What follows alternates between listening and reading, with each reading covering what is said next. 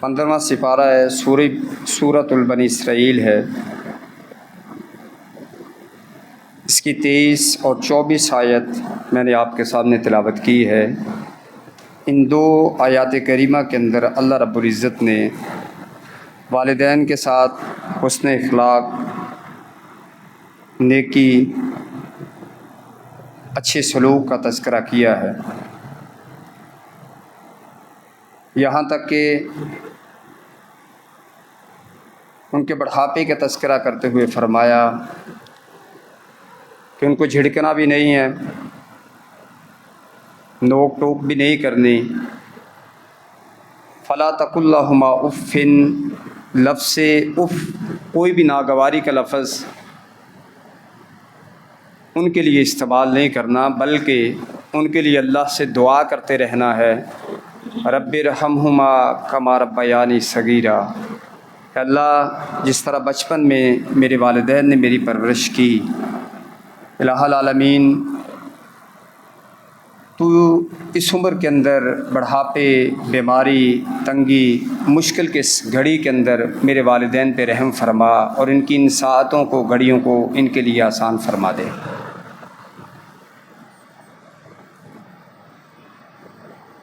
دوسرا سورہ احقاف کی میں نے 15 اور 16 نمبر آیت آپ کے سامنے تلاوت کی ہے۔ اللہ رب العزت نے ان دو آیات کے اندر بھی انسانوں کو وصیحت کی ہے کہ وہ اپنے والدین کے ساتھ احسان اور نیکی کریں، اور سورہ احقاف کی اس 15 نمبر آیت کے اندر اللہ رب العزت نے بالخصوص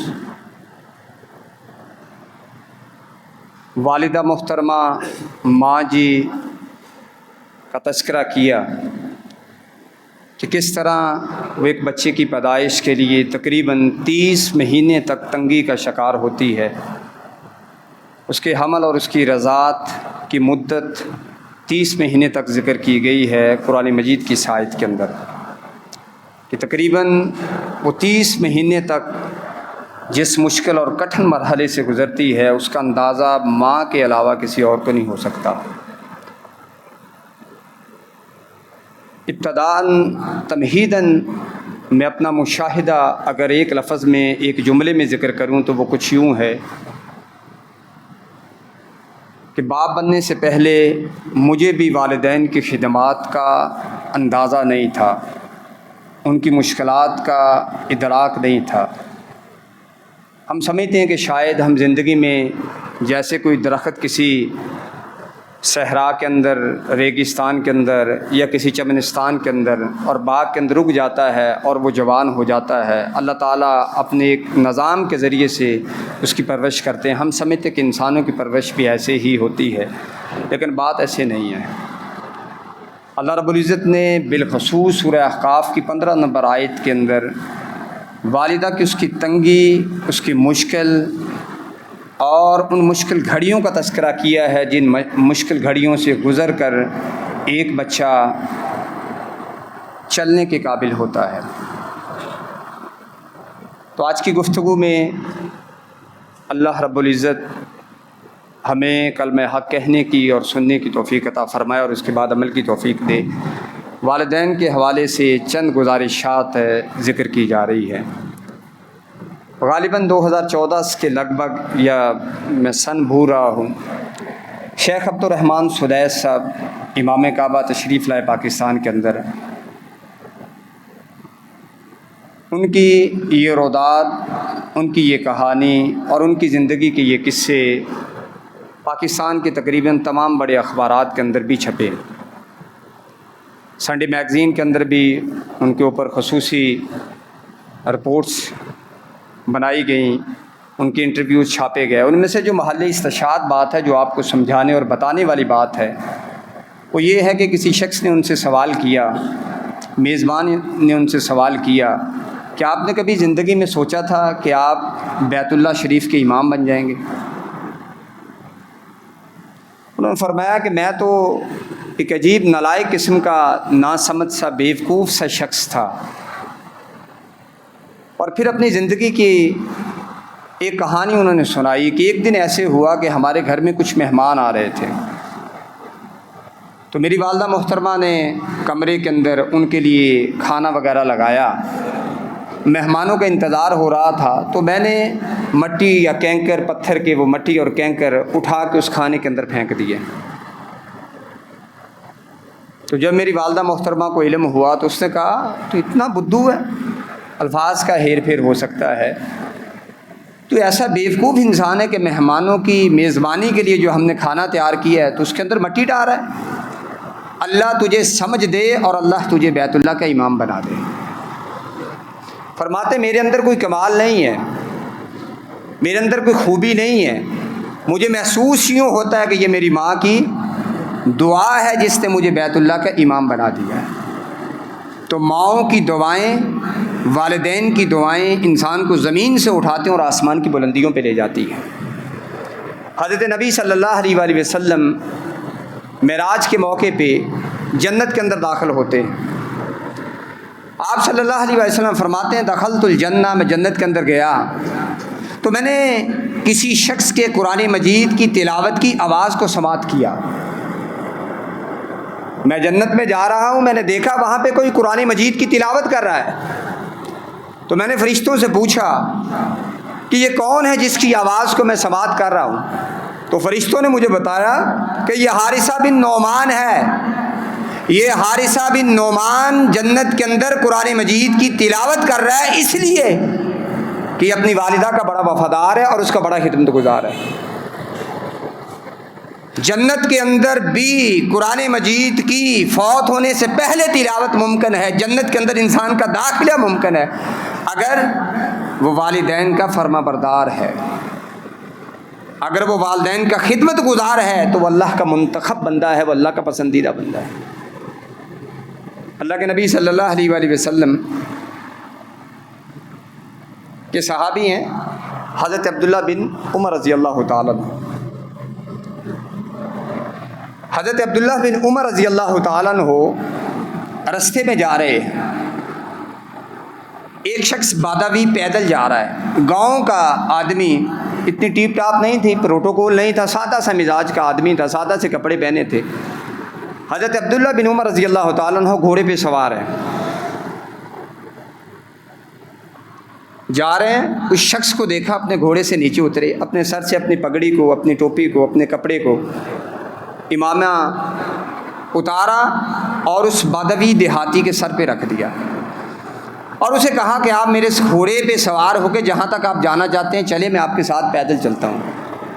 کسی پوچھنے والے نے پوچھا عبداللہ بن عمر، یہ تو بادوی لوگ ہیں، یہ تو دیہاتوں کے رہنے والے لوگ ہیں، یہ تو تھوڑی سی خیر ان کو دے دو تو اس پہ راضی ہو جاتے ہیں، تو امامہ ہی دے دیتا یہ تب بھی تجھ پہ راضی ہوتا، تو نے سواری پہ بھی اس کو سوار کر لیا، خود پیدل چل رہا ہے، وجہ کیا ہے؟ حضرت عبداللہ بن عمر رضی اللہ تعالیٰ عنہ فرماتے ہیں اس کا والد میرے والد کا دوست تھا،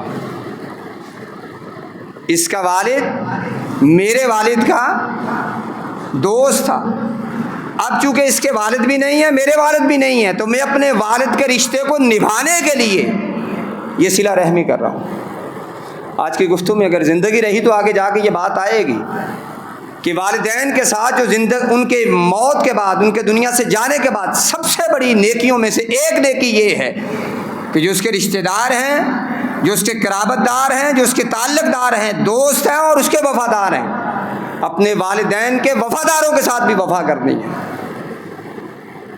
یہ والدین کی خدمت کے اندر بات شامل ہے۔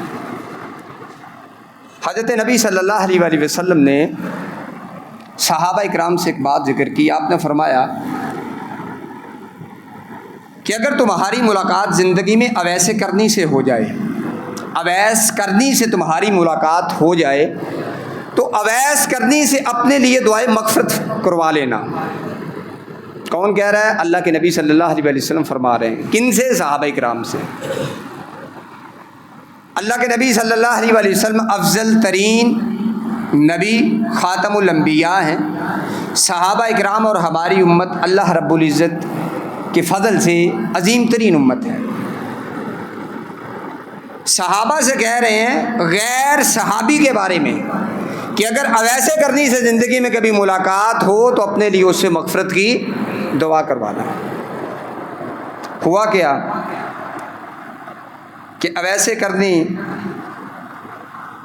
آپ نے فرمایا خیر التابعین، یہ ہوگا تابعی صحابی، اس کے لیے دعا کروائیں، اس لیے دعا کروائیں کہ یہ اپنی والدہ کا بڑا وفادار ہے۔ صحابی کو کہا جا رہا ہے کہ تو تابعی سے دعا کروانا، اس تابعی سے جو اپنی ماں کا، اپنی والدہ محترمہ کا وفادار ہے۔ اور حدیث کے لفظ ہیں لو اقسم علی اللہ لابرہ، وہ اتنا بڑا اپنی والدہ کا وفادار ہے، اگر رب کو قسم اٹھا کے کہے کہ اللہ اس کام کو ایسے کر دے، اللہ ویسے ہی کر دے گا۔ فَلْيَسْتَغْفِرْ لَكُمْ، اپنی مغفرت کی دعا ویسے کرنی سے کروا لینا۔ مقام کس بات کا ہے؟ والدین کی اطاعت، ان کی فرما برداری، ان کی خدمت کی وجہ سے اب ایسے کرنے کو یہ مقام مل رہا ہے کہ وہ صحابہ کے لیے بھی دعائیں مغفرت فرما رہے ہیں۔ تو میں نے 3 واقعات ذکر کی، ایک چوتھا واقعہ والدہ کے مقام کو اگر سمجھنا ہو تو حضرت ابو طفیل رضی اللہ تعالیٰ عنہ بیان فرماتے ہیں کہ اللہ کے نبی صلی اللہ علیہ وسلم جیرانہ جگہ کا نام ہے، جیرانہ جگہ پہ بیٹھے ہیں، آپ نے وہاں پہ گوشت بنایا، اس گوشت کو تقسیم کر رہے ہیں، ایک عورت آئی، آپ صلی اللہ علیہ وسلم نے اس عورت کو دیکھا،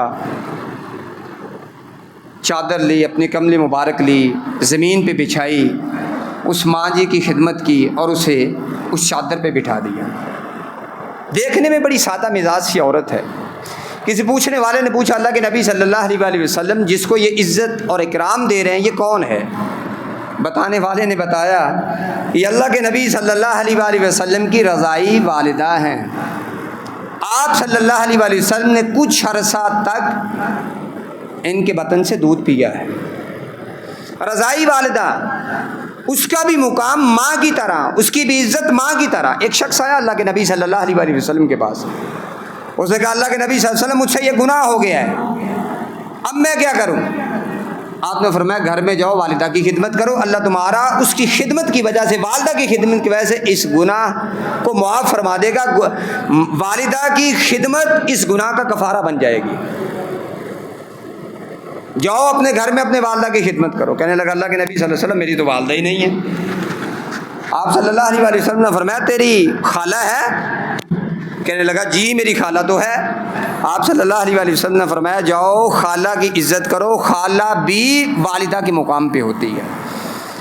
یہ ہے رشتوں کا حیا، یہ رشتوں کا احترام اللہ کے نبی صلی اللہ علیہ وسلم ہمیں دے کے گئے۔ آج کے معاشرے کے اندر تو ہمیں والدہ کی عزت نہیں ہے، کدھر گئی خالہ، کدھر گئی باپ کے بھائی، وہ چاچے تائے، وہ کدھر چلے گئے۔ اللہ کے نبی صلی اللہ علیہ وسلم نے ایک دن ایک سفر میں مقام ابوا سے گزرتے ہیں، پتہ ہے مقام ابوا کا، جہاں پہ آپ کی والدہ محترمہ آپ کو داغ فراغت دے کے اس دنیا کو چھوڑ کے چلی گئی تھی۔ قریب مقام ابوا سے کہیں قریب سے گزرے تو اللہ رب العزت سے اجازت طلب کرتے ہیں، الہ العالمین میری والدہ کی ادھر قریب قبر ہے۔ نبی تو ہر لمحے میں اللہ کا پابند ہوتا ہے، اللہ کے حکم کا منتظر ہوتا ہے، وہ وحی کا پابند ہوتا ہے۔ میں نے ایک دن غالباً یہیں پہ جمعہ پڑھایا تھا، اتبع ما یوحی الیک، نبی وحی کا پابند ہوتا ہے، اور اس کی امت وحی سے کیسے باہر نکل سکتی ہے؟ نبی وحی کا پابند ہوتا ہے اور اس کی امت کے افراد وحی سے کیسے باہر نکل سکتے ہیں؟ اتبع ما یوحی الیک، اے نبی جو ہم نے تجھ پہ نازل کیا اس وحی کی پیروی کرو۔ اللہ سے کہتے ہیں الہ العالمین میرا جی چاہتا ہے کہ اپنی والدہ محترمہ کی قبر کی زیارت کر لوں۔ فرمایا جی کرو، زیارت کر لو۔ اللہ کے نبی صلی اللہ علیہ وسلم اپنی والدہ ماجدہ آمینہ کی قبر پہ جاتے ہیں، بیٹھ جاتے ہیں، رونا شروع کرتے ہیں، ان آنکھوں سے اتنے قطرے، اتنے آنسو گرتے ہیں کہ قبر کی مٹی بھی گیلی ہو جاتی ہے۔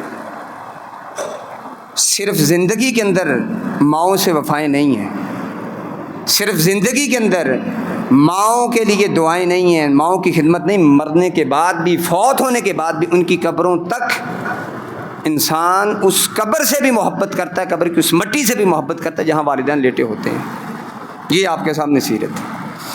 اب اس کی خدمت کا صلہ کیا ہے؟ والدین کی خدمت کا صلہ ملتا کیا ہے؟ ایک تو میں نے شروع میں حارثہ بن نعمان کا آپ کے سامنے ذکر کیا کہ جنت میں قرآن مجید کی تلاوت کر رہے ہیں۔ ایک دوسرا والدین کی خدمت کا فائدہ یہاں پہ میں آپ کے سامنے نقل کرتا ہوں۔ 3 بندے ہیں، بڑا مشہور واقعہ ہے، صحیح بخاری کے اندر امام بخاری نے اس حدیث کو نقل کیا ہے۔ 3 بندے ہیں، سفر میں نکلے، پہاڑی علاقے کا سفر ہے،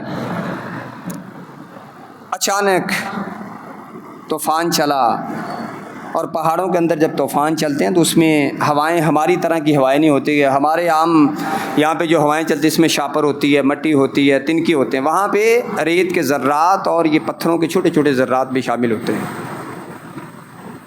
اب ان لوگوں نے دیکھا کہ یہ طوفان تو بڑا سخت ہے، کہیں ہمیں اس طوفان کے اندر فارغ نہ ہو جائیں، دنیا کو چھوڑ کے نہ چلے جائیں، ہمیں موت واقع نہ ہو جائے۔ اب وہ ڈھونڈتے ڈھونڈتے غار کو ڈھونڈتے ہیں، مشہور واقعہ ہے۔ غار کے اندر چلے گئے، کچھ وقت گزرا، آندھی طوفان اتنا تیز ہے کہ اس پہاڑ کی بلندی سے ایک بڑا پتھر سرکا۔ محسوس ہوتا ہے کہ اللہ نے یہ واقعہ امتوں کے لیے محفوظ کر کے ان کو سبق بتانا تھا، ان کو بتانا تھا کہ یہ ہیں وہ طریقے جن سے اللہ رب العزت بلائیں ٹالتا ہے۔ وہ پہاڑ کی بلندی سے سرکا، اس دروازے کو، غار کے اس دروازے کو بند کر دیا۔ اب ان لوگوں نے ہوا کے تھمنے کا انتظار کیا، طوفان کے رکنے کا انتظار کیا، طوفان رک گیا۔ اب یہ لوگ اٹھے تو ان کا چلو اپنا سفر جاری کرتے ہیں۔ انہوں نے سمجھا شاید چھوٹا موٹا پتھر ہے، دھکے لگائیں گے یہ دروازہ کھل جائے گا، غار کا منہ کھل جائے گا۔ ایک نے دھکا لگایا، دوسرے نے، 2 نے مل کے دھکا لگایا، 3 نے مل کے دھکا لگایا، پھر دوبارہ سانس لے کے پھر 3 نے زور لگانے کی کوشش کی تو وہ غار کے منہ سے وہ پتھر نہیں ہل رہا۔ اب آپس میں باتیں کر رہے ہیں، یار یہ تو بہتر سی باہر ہی بیٹھے رہندے، اس سے بہتر تھا ممکن ہم تینوں میں سے کوئی ایک بچ جاتا۔ اب تو یہاں پہ تو کسی کو پتہ بھی نہیں ہوگا، اور میں یہاں پہ کہتا ہوں آج تھوڑی سی مشکل ہو نا تو ہم کسی کو موبائل سے رابطہ کر لیتے ہیں، یار میں اس مشکل میں ہوں، اس تنگی میں ہوں، اس رکاوٹ میں ہوں، تو رابطے کا ایک سلسلہ ہے۔ تب رابطے کا یہ سلسلہ نہیں تھا، ابھی یہ کمپنیاں، ابھی یہ نیٹ ورک، ابھی یہ سارا سسٹم، کمیونیکیشن کا سسٹم ابھی تک ایجاد نہیں ہوا تھا۔ اب یہ بندے تھک ہار کے یا یوں سمجھے نا امید ہو کے بیٹھ جاتے ہیں، کہتے ہیں اب کیا بنے گا۔ ایک کو خیال آیا، اس کے ذہن میں خیال آیا کہ یار یہ مشکل ہے، یہ تنگی ہے، کیوں نہ تنگیاں اور دور کرنے والے اللہ رب العزت کی ذات مبارکہ ہے، کیوں نہ ہم کوئی اپنی نیکی اللہ کو یاد کروائیں جس نیکی کی وجہ سے اللہ اس تنگی کو ہم سے دور کر دے۔ ایک شخص اٹھا، اس نے اپنی نیکی ذکر کی تو پہاڑ کو ہاتھ نہیں لگایا، اس پتھر کو ہاتھ نہیں لگایا، وہ پتھر پیچھے سرک گیا تھوڑا سا۔ دوسرا، اس نے اپنی نیکی ذکر کی، پتھر تھوڑا سا اور سرک گیا۔ یہاں پہ ایک بات اور ذہن میں رکھیں، زندگی میں کم از کم کچھ ایسی نیکیاں چھپا لیں، ایسی نیکیاں کر لیں کہ جن کا اللہ اور آپ کے علاوہ کسی تیسرے بندے کو پتہ نہ ہو۔ جس بندے کے اندر اللہ نے یہ خوبی رکھی ہے نا، زندگی میں اس کی کوئی مشکل نہیں ہے۔ کبھی کوئی 2 رکعتیں پڑھی ہوں صرف اللہ کی رضا کے لیے، کبھی کسی بیوہ سے، یتیم سے، کسی مسکین سے، کبھی ضرورت مند سے، محتاج کی مدد کی ہو صرف اللہ کی رضا کے لیے۔ ہم نیکیاں کرتے ہیں، یہ نہیں کہ اس معاشرے میں نیکیاں ختم ہو گئی ہیں، تعاون کرتے ہیں، نیکیاں کرتے ہیں، لیکن پھر اپنے وقت پہ، اپنی ضرورت کے وقت پہ لوگوں کو لتاڑتے بھی ہیں۔ وَلَا تُبْطِلُوا صَدَقَاتِكُمْ بِالْمَنِّ وَالْأَذَىٰ، لوگوں کو جتلاتے بھی ہیں، لوگوں کو تکلیف بھی دیتے ہیں۔ تو زندگی میں نیکیاں کچھ رکھ لیں جو صرف آپ اور اللہ کے درمیان ہو۔ اسی لیے تو اسلام کے اندر نا دعا کے اندر وسیلہ جائز ہے۔ وسیلے کی 3 مشروع صورتیں ہیں اسلام کے اندر، 3 مشروع، 3 مسنون صورتیں ہیں۔ اللہ رب العزت کو اس کے اسماء الحسنہ کا وسیلہ دینا، للہ الاسماء الحسنہ فادعوہ بہا، اللہ کے اچھے اچھے نام ہیں، اللہ تو راضی کیا تو مجھے رزق عطا فرما، اللہ تو شافی ہے تو مجھے شفا عطا فرما، اللہ تو محبت کرنے والا ہے مجھ سے محبت کر دیں۔ اے اللہ تو قہار ہے، اپنے قہر سے مجھ کو محفوظ رکھ دے۔ للہ الاسماء الحسنی فادعوا بہا، اللہ کے اسماء الحسنی کا حوالہ دینا اور یہ دعائیں قبول ہو جاتی ہیں۔ دوسری جو وسیلے کی صورت ہے، کسی نیک شخص سے زندگی میں دعا کروا لینا۔ اور میں تو کہا کرتا ہوں، کوئی بندہ آگے مجھ سے کہے نا کہ نیک شخص سے کسی سے دعا کروانی، میں کہتا ہوں تیری والدہ زندہ ہے، جی اس سے کروا لے جا کے۔ والدہ محترمہ کی دعا، والد محترم کی دعا، لیسا بینہما حجاب، زمین اور آسمان کے درمیان کوئی پردے نہیں ہیں، اللہ ان دعاؤں کو قبول فرماتے ہیں۔ والدین کی دعائیں اولاد کے لیے ان کو اپنے توفیق سے قبول فرماتے ہیں۔ تیسری وسیلے کی صورت کیا ہے کہ انسان نے زندگی میں کوئی نیکی کی ہو، کسی مشکل میں پھنس گیا، اللہ کی بارگاہ میں بیٹھ گیا، یا اللہ اے الہ العالمین یہ نیکی اگر تیری بارگاہ میں قبول ہے، یقیناً میں نے تجھے راضی کرنے کے لیے کی ہے، تو الہ العالمین میری اس مشکل کو دور کر دے۔ اور یہ جو حدیث ہے جو میں آپ کے سامنے ذکر کر رہا ہوں، یہ حدیث وسیلے کی اسی تیسری قسم کی طرف اشارہ کر رہی ہے۔ محدثین نے اس حدیث سے یہی معنی اخذ کیا ہے کہ اپنی نیکیوں کو بطور وسیلہ اللہ کی بارگاہ میں پیش کرنا، کہ الہ العالمین یہ نیکی اس کا شاہد تو ہے، اس کا گواہ تو ہے، یہ صرف تیرے لیے میں نے کی ہے۔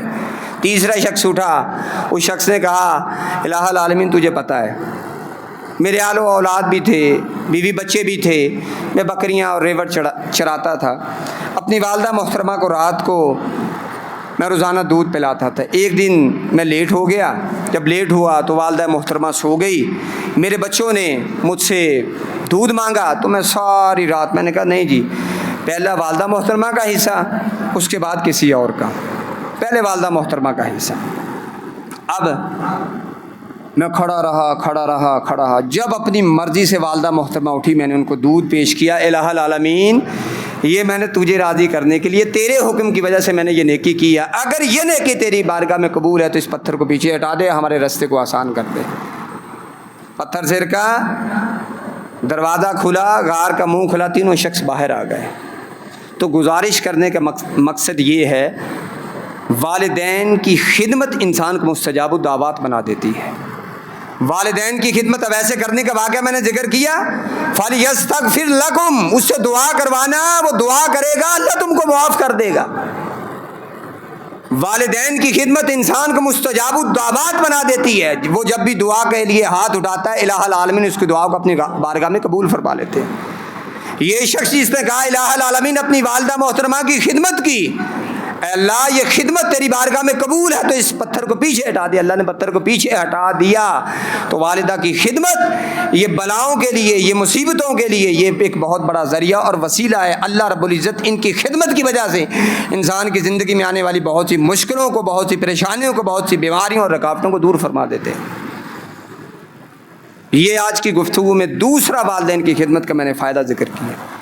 والدین کی خدمت کا تیسرا فائدہ اشارتاً میں پہلے حدیث ذکر کر چکا ہوں۔ ایک شخص آیا، اس نے کہا اللہ کے نبی صلی اللہ علیہ وآلہ وسلم مجھ سے یہ گناہ ہوا ہے، آپ نے فرمایا والدہ محترمہ کی خدمت کرو جا کے۔ کہنے لگا اللہ کے نبی میری تو والدہ محترمہ نہیں ہے۔ آپ نے فرمایا حل لک من ام، قال لا، والدہ تو نہیں ہے اللہ کے نبی۔ فرمایا حل لک من خالۃ، خالہ ہے؟ جی اللہ کے نبی خالہ تو ہے۔ آپ نے فرمایا الخال بمنزلۃ الام، خالہ بھی ماں کے مرتبے میں ہوتی ہے، اس کی خدمت کرو، اس کی خدمت کی وجہ سے بھی اللہ تیرے اس گناہ کو معاف فرما دے گا۔ والدہ، خالہ، والد، چچا اور تایا، یہ والدین کے حکم میں ہیں، ان کی اطاعت، ان کی فرما برداری اور ان کی فرما برداری کے اصول ذہن میں رکھ لیں۔ حضرت عائشہ رضی اللہ تعالیٰ عنہ سے یہ حدیث ہے، امام بخاری رحمہ اللہ نے اس حدیث کو نقل کیا ہے، لا طاعت لمخلوق فی معصیۃ الخالق، اطاعت کا اپنے باس کی اطاعت ہے، والدین کی اطاعت ہے، دنیا کے کسی بڑے کی اطاعت ہے، اللہ کی نافرمانی میں کسی کی بھی اطاعت نہیں ہو سکتی۔ اللہ کی نافرمانی میں کسی بڑے کی، باس کی بھی اطاعت نہیں ہو سکتی۔ یہ اصول ہے خدمت گزاری کا دنیا کے اندر، لا طاعت لمخلوق فی معصیۃ الخالق۔ اگر والدین انسان کو گناہ پہ مجبور کرتے ہیں، اگر والدین انسان کو نیکی سے روکتے ہیں تو وہاں پہ ان کی خدمت کرنا کوئی واجب نہیں ہے، کوئی ضروری نہیں ہے، کیونکہ وہاں پہ عظیم ذات اللہ رب العزت کی ہے۔ اور یہاں پہ ایک اور بات بھی سمجھ لیجئے، یہ ساری باتیں والدین کے لیے ہیں، آگے بھی باتیں آ رہی ہیں۔ یہاں پہ ایک بات ذہن میں رکھ لیجئے، اگر ہم بطور والد زندگی گزار رہے ہیں، بطور والدہ زندگی گزار رہے ہیں، ہم نے اولاد کے اندر فرق نہیں کرنا، تفریق نہیں کرنی، تقسیم ایسی نہیں کرنی کہ جس تقسیم کی وجہ سے اولاد ہم سے نفرت کرے۔ یہ بہت اہم بات ہے، والدین سے اس مسئلے میں غلطی ہو جاتی ہے۔ ہم والدین جو مرضی کریں، اولاد جوان ہو جاتی ہے تو اعتدال اور توازن کو برقرار رکھیں۔ نعمان بن بشیر رضی اللہ تعالیٰ اللہ کے نبی صلی اللہ علیہ وسلم کی خدمت میں پیش ہوئے۔ اللہ کے نبی صلی اللہ علیہ وآلہ وسلم، میرا یہ بیٹا ہے، یہ میرا بڑا خدمت گزار ہے، بڑا فرما بردار ہے، میں اس پہ بڑا راضی ہوں۔ اللہ کے نبی، آپ کو پتہ ہے نا وہ فلاں دن وہاں سے گزر رہا ہے تو وہ میرا باغ ہے؟ آپ نے فرمایا جی میں نے دیکھا ہے۔ اللہ کے نبی، میں اپنے اس بیٹے کو وہ باغ دینا چاہتا ہوں۔ آپ نے فرمایا تیری اور بھی اولاد ہے؟ جی اللہ کے نبی الحمدللہ اور بھی اولاد ہے۔ آپ نے فرمایا سب کو ایک ایک باغ دے رہے ہو؟ کہا نہیں، سب کو نہیں ایک ایک باغ دے رہا ہے، یہ خدمت گزار زیادہ ہے، اس کو دے رہا ہوں۔ آپ نے فرمایا انی لا اشہد علی جور، یہ ظلم ہے، اولاد میں سے کسی ایک بچے کو زیادہ نوازنا یہ ظلم ہے، اور اس ظلم پہ میں محمد شاہد اور گواہ نہیں بن سکتا۔ بعض اوقات والدین سے بھی عدل نہیں ہوتا، انصاف نہیں ہوتا، ان کی محبت کی وجہ سے ترازو کسی کی طرف زیادہ مائل ہو سکتا ہے۔ محبت میں تو فرق ہو سکتا ہے۔ کسی کہنے والے نے حضرت عائشہ رضی اللہ تعالیٰ عنہ کی موجودگی میں اللہ کے نبی سے کہا تھا، اللہ کے نبی بیویاں تو اور بھی ہیں لیکن آپ کی محبت عائشہ سے زیادہ ہے۔ آپ نے فرمایا یہ اللہ نے میرے دل میں ودیت فرما دی ہے، لیکن اس محبت کی وجہ سے یہ نہیں ہے کہ اللہ کے نبی صلی اللہ علیہ وسلم عائشہ رضی اللہ تعالیٰ عنہ کے پاس 2 راتیں گزارتے تھے، باقی عورتوں کے پاس ایک ایک رات، ایسے نہیں ہوا۔ محبت، رجحان، کسی سے پیار زیادہ ہو سکتا ہے، یہ دل کے اندر یہ موجود ہو سکتا ہے، بطور والد بطور والدہ یہ فرق ہوتا ہے، لیکن تقسیم کے اندر کوئی ایسی حرکت نہ کی جائے اور کوئی ایسا معاملہ نہ کیا جائے کہ وہ بچہ والدین سے ہی نفرت کرنے لگ جائے۔ اس لیے والدین سے بھی غلطیاں ہو جاتی ہیں۔ اور بعض اوقات ایسے ہوتا ہے ہمارے معاشرے میں، جو اب ایک معاملہ چل رہا ہے، بچہ بڑا خدمت گزار ہے، صبح سے لے کر شام تک اپنے والد محترم کی ہر بات کو مانا، ماں جی کی ہر بات کو مانا، لیکن کسی ایک بات میں کمی کوتاہی ہوگی، والد صاحب نے کھڑکا دیا اس کو، ایسی ڈانٹ ڈپٹ کی، ایک تو سنتا ہی نہیں تھا، اور یہ جو سننے والا تھا جو نہیں سنتا تھا اس کا غصہ بھی اس پہ نکال دیا۔ اب یہ بیچارہ شام کو کہتا ہے اچھا اگر میرے نہ بھی انجی ہونی ہے تو چل پھر میں بھی تیری آج تو بات گال لیں۔ یہ ایک بات ذہن میں رکھیں، اللہ رب العزت نے فرمایا وَقَضَىٰ رَبُّكَ أَلَّا تَعْبُدُوا إِلَّا إِيَّاهُ وَبِالْوَالِدَيْنِ إِحْسَانًا، ہم نے ان کے ساتھ احسان کرنا ہے، وہ خوش ہو جائیں تو ان کی مہربانی، نہ خوش ہو تو تب بھی احسان تو جاری رکھنا ہے۔ احسان کا سلسلہ نہیں روکنا کہ کہیں ہم کہیں کہ نہیں جی نہیں جی نہیں، اب یہ ہم پہ راضی نہیں ہوتے تو ہم نے نیکی نہیں ان سے کرنی۔ احسان کا سلسلہ جاری رکھنا ہے، وہ خوش ہو جائیں تو ان کی مہربانی، نہ خوش ہو جائیں تو کوئی معاملہ نہیں۔ ایک عمل ہے، ہم میں سے تقریباً ہر شخص یہ ارادہ رکھتا ہے کہ اس کی عمر بڑھ جائے، اس کی عمر کے اندر اضافہ ہو۔ ہر بندہ اس معاشرے میں تنگ بھی ہے اور یہ بھی حسرت لے کے پھرتا ہے لو یعمر الف سنۃ مما تعدون، کہ کاش میری عمر 1000 سال ہو جائے، لمبی عمر ہو۔ گلے شکوے بھی اپنی جگہ پہ۔ عمر کی بڑھوتری کے 2 عمل آپ کو بتا دیتا ہوں جس سے عمر بڑھتی ہے، رزق کے اندر خیر اور عمر کے اندر خیر پیدا ہو جاتی ہے۔ پہلا عمل صلہ رحمی ہے۔ صلہ رحمی کا مطلب کیا ہے؟ رشتہ داریوں کو، تعلق داریوں کو، دوستیوں کو، نسبتوں کو بچانے کی کوشش کرنا ہے، اس کو کہتے ہیں صلہ رحمی۔ اللہ کے نبی صلی اللہ علیہ وسلم کے پاس ایک شخص حاضر ہوا، کہنے لگا اللہ کے نبی صلی اللہ علیہ وآلہ وسلم، میں اپنے اس رشتہ دار سے بھلائی کرتا ہوں، نیکی کرتا ہوں، لیکن جدوں انہوں موقع ملتا ہے نا یہ میری طبیعت زیادتی کر کے سیٹ کر دینا۔ اللہ کے نبی صلی اللہ علیہ وآلہ وسلم نے فرمایا اصل صلہ رحمی ہے یہ کہ یہ تجھ سے تعلق توڑتا ہے اور تو پھر بھی اس سے جوڑ، یہ صلہ رحمی ہے۔ صلہ رحمی کی وجہ سے عمر کے اندر اور رزق کے اندر برکت ہو جاتی ہے۔ رشتہ داریوں کو بچائیے، دوستوں کو بچائیے، تعلق داریوں کو بچائیے، والدین کی اپنی اچھی نیک نسبتوں کو بچائیے، عمر کے اندر اور رزق کے اندر اضافہ ہوتا ہے۔ ایک تیسرا عمل جو انسان کی عمر کے اندر اور اس کے رزق کے اندر اضافے کا باعث بنتا ہے، حضرت سہل بن معاذ سے یہ حدیث ہے، مستدرک حاکم کے اندر اللہ کے نبی صلی اللہ علیہ وسلم کا یہ فرمان ہے، من بر والدیہ طوبی لہ، من بر والدیہ طوبی لہ، جو اپنے والدین کا فرما بردار ہے اس کے لیے خوشخبری ہے کہ اللہ اس کی عمر کو بڑھا دیتا ہے۔ بڑھانے کا مطلب یہ نہیں ہے کہ ٹھیڈے کھا رہا، بڑھانے کا مطلب یہ ہے کہ اس کی عمر بڑھتی ہے، اس کے خدمت گزار بھی بڑھ جاتے ہیں، اس کی عمر کے اندر خیر و برکت موجود ہوتی ہے۔ تو تیسرا عمل جو عمر کو بڑھانے والا، صلہ رحمی، ایک عمل جو عمر اور رزق کو بڑھاتی ہے۔ اس کے ساتھ ساتھ والدین کی عظمت اور ان کی خدمت کا احترام کرنا، ان کے حقوق پورے کرنا عمر اور برکت کے اندر اضافے کا باعث ہے۔ آج کی گفتگو کی اختتامی باتیں کر لیتے ہیں، وقت بھی انتہا پہ پہنچ چکا ہے۔ یہ حدیث ہم میں سے تقریباً سب کو یاد ہے۔ والد جنت کا کون سا دروازہ ہے؟ کون سا دروازہ ہے؟ آپ سے پوچھ رہا ہوں، اس لیے پوچھ رہا ہوں، جنہیں میں پوچھنا تو نہیں چاہیے، لیکن امام اور خطیب آپس میں محو گفتگو ہو سکتے ہیں، دو مقتدی سامع آپس میں گفتگو نہیں کر سکتے۔ امام اور خطیب، جیسے میں کہوں یار یہ پنکھا بند کر دو، امام کہہ سکتا ہے، مقتدی بات کر سکتا ہے، سامع بات کر سکتا ہے۔ خیر یہ مسئلہ ہے۔ تو کیا بات ہو رہی تھی؟ جنت کا دروازہ ہے والد، اور ماں کے قدموں کے نیچے کیا ہے؟ قدموں کے نیچے۔ اب انسان خود فیصلہ کرے، یار بہت بڑی بات ہے کہ ماں کے قدموں کے نیچے، قدموں کے نیچے پیو ہوتا ڈنڈے نہ بھی کام کرا لینا، آکڑ کے بھی کرا لینا، تیری ایسی تو ایسی نہیں کریں گے، میں تمہیں انج کر دوں گا، انج کر، دھمکی بھی لا لے گا۔ ویسے تو تربیت دھمکی کے بغیر ہونی چاہیے، لیکن کبھی کبھی چلی دھمکی بھی چل جاتی ہے، لیکن والدہ دھمکی لگاتی ہے نہیں، وہ تو پاویں باہر ٹھنڈی ہوا چلتی، کہندے اللہ کرے تینوں تتی ہوا نہ لگے، باہر پاویں ٹھنڈی چاہ رہی ہو ہوا۔ بات کرنے کا مقصد ہے والدہ، اسی لیے تو اللہ کے نبی صلی اللہ علیہ وسلم نے فرمایا کہ اللہ نے جو 4 چیزیں مجھ سے حرام کروائیں ان میں سے ایک یہ ہے، عقوق الامہاتی، اپنی ماؤں کی نافرمانی، یہ تمہارے اوپر حرام کر دی گئی ہے۔ والدہ جو کہے اس کو فالو کرنا۔ ایک بہت بڑا نام لینا اچھی مناسب بات نہیں ہے، وہ ہمارا ایک پاکستانی ایک بہت بڑا نام ہے، اس کا میں ایک دن انٹرویو سن رہا تھا، تھوڑی سی عمر میں اللہ نے اس کو بڑا مرتبہ دیا۔ کسی پوچھنے والے نے پوچھا وجہ کیا ہے، وہ کہتا میرا خیال یہ ہے کہ مجھ جیسے نکھٹو کو جو یہ مقام ملا ہے نا، یہ والدہ کی خدمت کی وجہ سے ہے۔ والدین کی خدمت انسان کو بلندیوں کی طرف لے کے جاتی ہے۔ اللہ رب العزت نے، ایک بندہ آیا اللہ کے نبی صلی اللہ علیہ وسلم کے بعد، اب یہ بھی جو میں مسئلہ بیان کرنے لگا ہوں یہ دوسرا مسئلہ ہے۔ پہلا مسئلہ جو ہمارے گھروں میں چل رہا ہے وہ کیا ہے؟ میں ابے دی ہر گل منی، امی دی ہر گل منی، وہ میرے تے پھر بھی نہیں راضی، تے ہن میں نہیں نیکی کرنی۔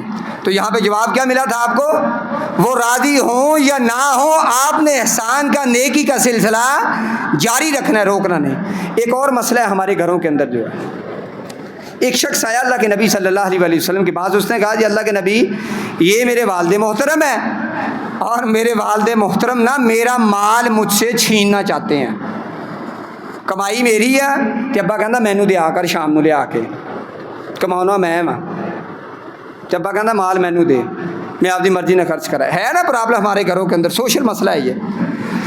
اللہ کے نبی صلی اللہ علیہ وسلم نے ایک اصول ذکر کیا، آپ نے فرمایا ان اولادکم من کسبکم، مسند احمد کے اندر یہ حدیث ہے، جس طرح کمانے سے پیسہ ملتا ہے، بیعینہ اولاد والدین کی کمائی ہے، والدین کو اختیار ہے کہ وہ اپنی اولاد کے پیسے کو جیسے مرضی استعمال کریں۔ یہ بھی ہمارے گھروں کا سوشل مسئلہ ہے۔ والدین، بہت سے والدین اور بچوں کی لڑائی کی وجہ یہ ہے، ابا تینوں ملے گا 5000، یہ دوتے میرے پیسے جتنے مرضی خرچیں۔ والدین کو بے اختیار کیا جا رہا ہے۔ آپ نے کیا فرمایا؟ ان اولادکم من کسبکم۔ اور یہ جو بندہ آیا تھا نا جس نے شکایت لگائی تھی کہ میرا باپ مجھ سے مال چھیننا چاہتا ہے، آپ نے فرمایا انتا و مالکا لابیکا، تم ہی آپ دے پیو دا تے تیرا مال بھی تیرے پیو دا.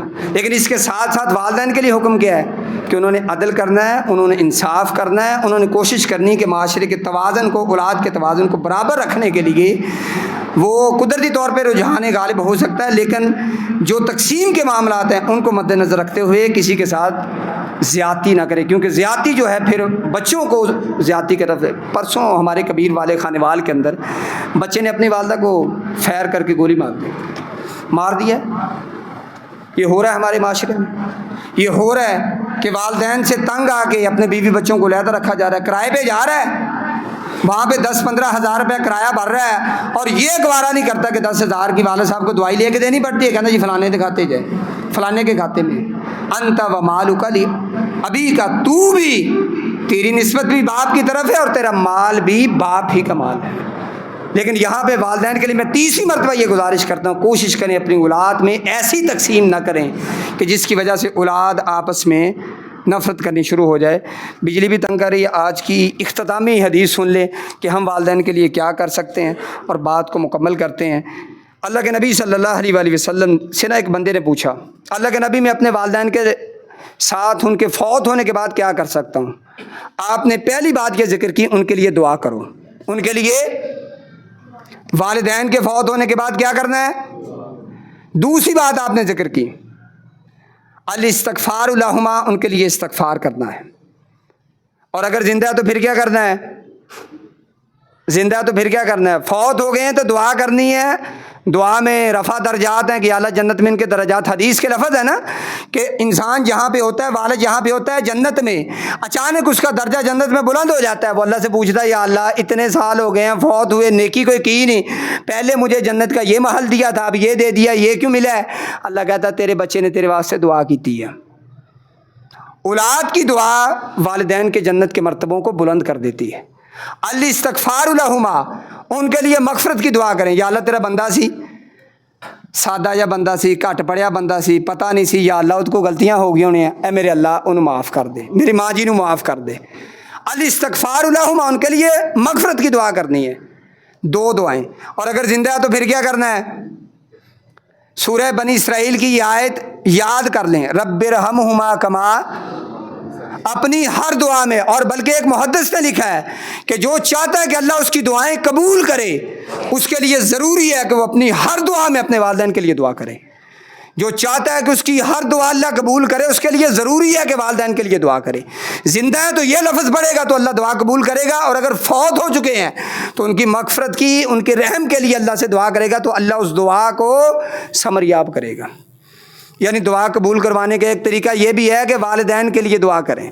اور تیسرا حق اللہ کے نبی صلی اللہ علیہ وآلہ وسلم نے فرمایا, وَإِنْفَاذُ عَهْدِهِمَا, وہ کسی نہ وعدہ کر گئے سی, وعدہ پورا کرنا.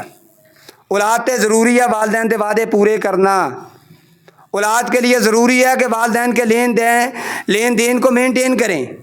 پیسے لین والے تو لے جا رہے ہیں, دین والے ابے دا صاحب سن تو پتہ نہیں, لکھا ہی نہیں, کتے کھاتے جو ہے ہی نہیں. انفاذ امرہما, اگر کوئی فیصلہ کیا اولاد کے درمیان تو اس فیصلے کو قبول کیا جائے, ان کے قرضوں کو ادا کیا جائے. اور چوتھی چیز آپ نے فرمائی کہ والدین کی صلہ رحمیوں کو, ان کی رشتہ داریوں کو جوڑا جائے. ان کے رشتے, او ساڈا پیو ہوندا سیگا, انہاں دی فوتگی تے شادی تے انہاں دے لین دین نہ کردا سی, ساڈا انہاں نے کوئی لین دین نہیں.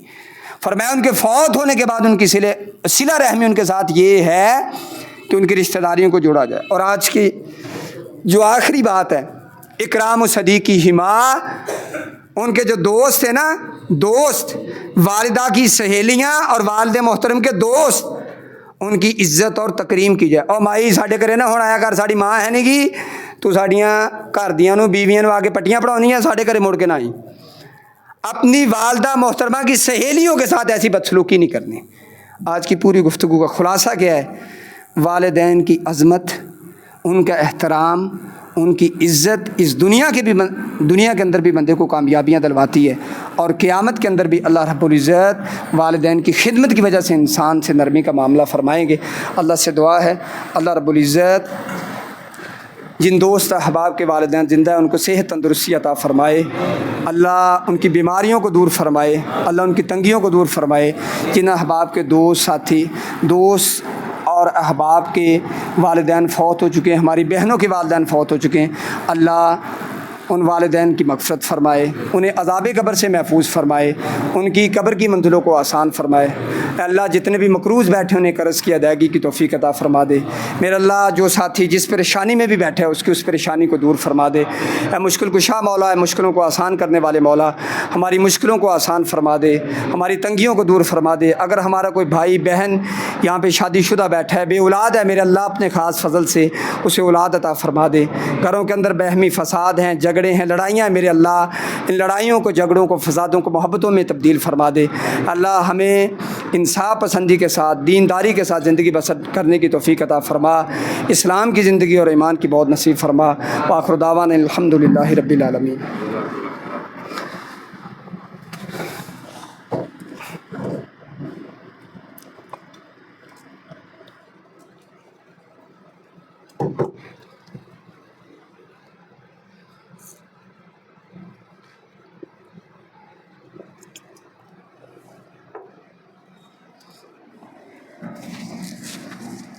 ان الحمد لله نحمده ونستعينه ونستغفره ونؤمن به ونتوکل علیہ فنعوذ باللہ من شرور انفسنا ومن سیئات اعمالنا من يهده الله فلا مضل له ومن يضلل فلا هادي له واشهد ان لا اله الا الله وحده لا شريك له اشهد ان محمدا عبده ورسوله اما بعد فان خير الحديث كتاب الله وخير الهدي هدي محمد صلى الله عليه وآله وسلم وشر الامور محدثاتها وكل محدثة بدعة وكل بدعة ضلالة وكل ضلالة في النار اما بعد فاعوذ بالله من الشيطان الرجيم من همزه ونفخه ونفثه بسم الله الرحمن الرحيم اللهم رب ارحمهما كما ربياني صغيرا اللهم ربنا هب لنا من ازواجنا وذرياتنا قرة اعين واجعلنا للمتقين اماما اللهم اصلح لنا شاننا كله يا ارحم الراحمين